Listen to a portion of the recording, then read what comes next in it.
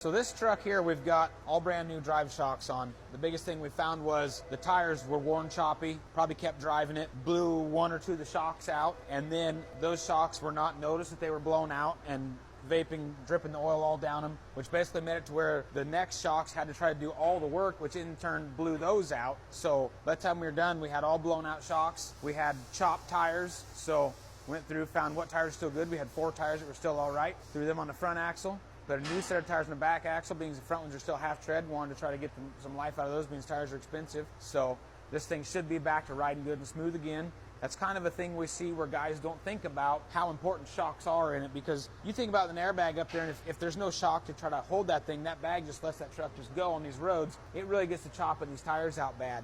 So whether the shocks went or tires went first, not sure on this one, but when it came, that's what we see. And we see guys neglect that a lot, is not keeping up on the shocks, not keeping up on the tires. Tires need to be rotated around a little bit too. You know, if you get one that's wearing a little funny, you can move it to the other side, move it to a different axle, you know, get the truck aligned, do something, you know, to try to, this stuff's expensive, you know, and you're out there trying to make money. One little thing can make things so much more expensive if you don't keep up on your maintenance. So it's really important to keep up on shocks and tires and wheel seals, U-joints. You know, there's a lot of these things that can make these trucks bounce and take shocks out, take tires out, that kind of stuff.